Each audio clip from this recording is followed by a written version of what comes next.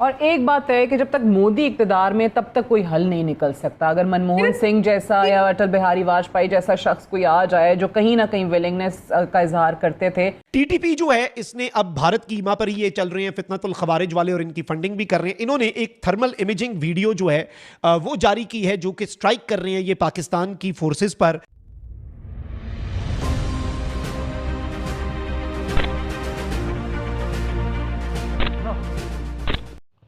स्वागत है दोस्तों, देश की आवाज़ चैनल में आपका स्वागत है। आप तो मेरी वीडियो पूरी देखते हो लेकिन मेरे चैनल को सब्सक्राइब नहीं करते हो, तो प्लीज़ मेरे चैनल को सब्सक्राइब कीजिए और मेरे आने वाले वीडियो के लिए नोटिफिकेशन बटन दबाना मत भूलिए। जय हिंद, जय भारत, वंदे मातरम। टीटीपी जब चाहती है कभी व्हीकल बॉन्ड आईडी, कभी रोड ब्लॉक, कभी सड़कें ब्लॉक करके लोगों को बसों से उतार के ज़िबा कर रहे हैं, कत्ल कर रहे हैं। मोदी की हिंदुत्व पॉलिसी जो है वो बुनियादी तौर पर मुसलमानों के खिलाफ है जी। वो कहीं भी सरजमीन पर इस पूरी अर्ज पर कहीं भी मुसलमानों को पनपता नहीं देख सकते हैं। टीटीपी जो है उसे भी इस वक्त क्वाड कॉप्टर्स दिए गए हैं। अब तो ये क्वाड कॉप्टर्स जो हैं, ड्रोन्स जो हैं, उनका भी इस्तेमाल कर रहे हैं। क्यों हेलीकॉप्टर के अंदर इधर जाएंगे, फिर हेलीकॉप्टर के अंदर इधर जाएंगे। इस वक्त मोदी इतना डेस्परेट है कि वो कुछ भी करेगा कि वो इख्तिदार में रहे। धरती माँ के बेटे धरती माँ पर कुर्बान हुए, शहादतें हुई।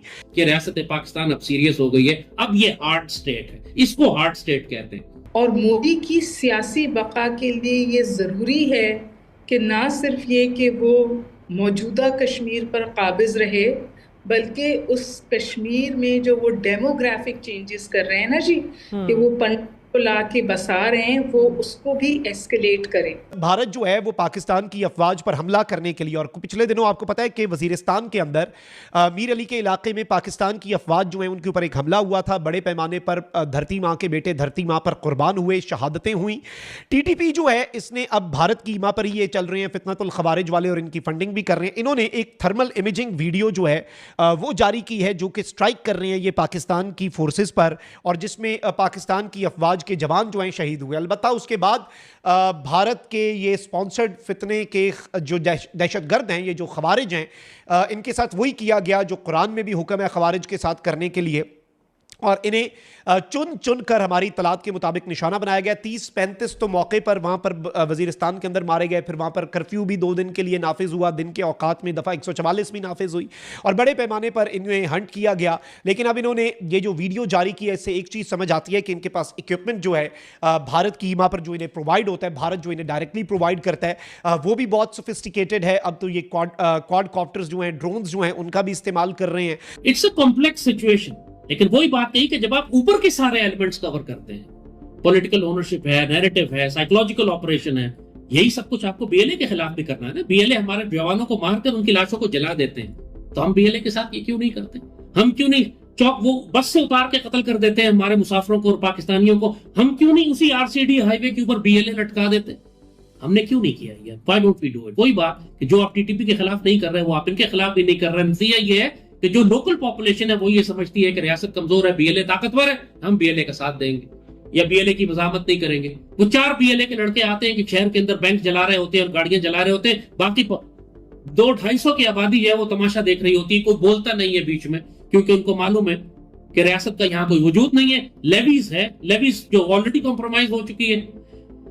ये इश्यूज आपको काइनेटिक मिलिट्री ऑपरेशंस आप उसी वक्त कर सकते हैं फिर जाकर कि जब इन सारे एलिमेंट्स को ऊपर से आप कवर करें, वरना यही नुकसान हो रहा है कि आर्मी या तो इंटेलिजेंस बेस्ड ऑपरेशन कर रही है या अपने किलों में महदूद होकर रह गई है। उन पर अटैक आता है तो वो जवाब देते हैं, या अगर जीरो लाइन पर दुश्मन क्रॉस करने की कोशिश करता है तो वहां पर फिर आप उनको एंगेज करते हैं। लेकिन जो एरिया डोमिनेंस है अर्बन एरियाज में, जो पूरे बलूचिस्तान में एरिया डोमिनेंस है, या करक, बन्नू और डेरा इस्माइल खान और मीरान शाह और मीर अली और इन सारे इलाकों में एरिया डोमिनेंस है, वो हमारे पास नहीं है। टीटीपी जब चाहती है कभी व्हीकल बॉन्ड आईडी, कभी रोड ब्लॉक, कभी सड़कें ब्लॉक करके लोगों को बसों से उतार के ज़िबा कर रहे हैं, कत्ल कर रहे हैं।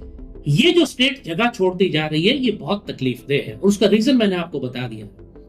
आपको कबायली लश्कर बनाने पड़ेंगे, आपको उस इलाके के बड़े बड़े मशर और एल्डर्स और मालिक उनको ऑन बोर्ड करना पड़ेगा, आपको इनका जिरगा बुलाना पड़ेगा, साफ फैसले करने पड़ेंगे कि आप हमें, अगर अब रियासत का ये बयानिया और ये फैसला है अगर जो कोई भी हमें दहशतगर्दों के साथ, खवारिज के साथ काम करता हुआ मिला, उसको हम टैंक के नीचे लिटा कर ऊपर से टैंक गुजार देंगे और उसकी लाश को लटका देंगे चौक पे। ये और करके दिखाएं, आप करें, एक मर्तबा करके दिखाएं, देखें पूरे इलाके पर कैसी दहशतदारी होती है। पीपल विल रियलाइज कि रियासत पाकिस्तान अब सीरियस हो गई है, अब ये हार्ड स्टेट है, इसको हार्ड स्टेट कहते हैं। इज़राइल की जो भी फ़लस्तीन में सरगर्मियां हैं वो ऑब्वियसली पूरी दुनिया के सामने हैं।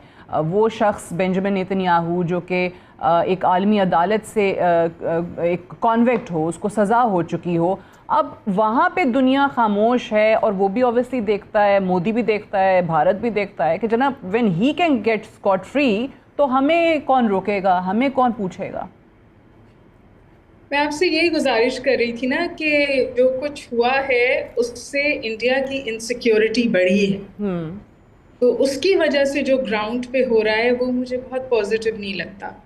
सबसे बड़ी बात ये कि इंडिया ने डिफेंस एक्सपेंडिचर बढ़ाया है जी।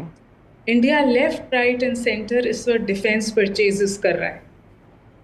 वो रशिया से भी आर्म्स खरीदना चाहता है, वो यूरोप से भी खरीदना चाहता है, वो अमेरिका से भी खरीदना चाहता है, और इनकी डिप्लॉयमेंट पाकिस्तान स्पेसिफिक है।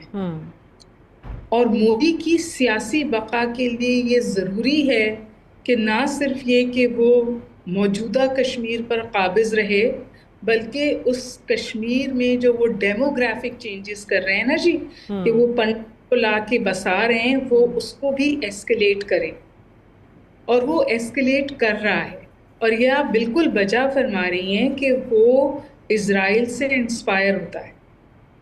तो गजा को कहते थे largest open air prison on the face of, लोग कश्मीर को भी वही कहते हैं। बिल्कुल भी वो अपने लोगों को भी नहीं जाने देते हैं, अपने जर्नलिस्ट्स को भी नहीं जाने देते हैं। ये जो सूरत हाल है वो बेहतर होती हुई नजर नहीं आ रही। मुझे ये तो नजर आता है कि Pakistan is on a winning streak. ठीक है, फॉरेन पॉलिसी पे बहुत अमेजिंग फुटवर्क किया है और पाकिस्तान पोजीशन वैलिडेट हुई है। क्या ये पोजीशन वैलिडेट होगी in the resolution of the Kashmir issue? वो आप कह रही हैं कि इतनी पॉजिटिव सूरत हाल नहीं है।